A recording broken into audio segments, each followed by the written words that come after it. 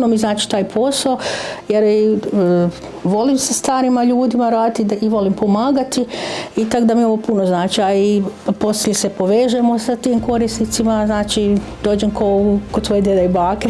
Pa pomogne nam očistiti, obrisati šta nam treba, recimo drva donesti tako.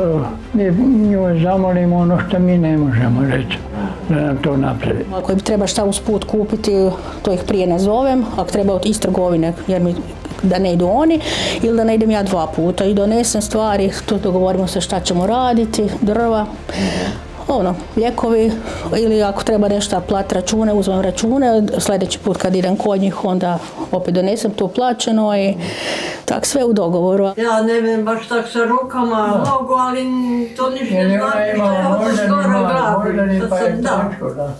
Malo se šalimo, malo popričamo i... Popričamo. Dobro. Zadovoljni. Jesmo. Budemo tražili dok se budemo malo bolje upoznati. Mi smo zadovoljni skroz.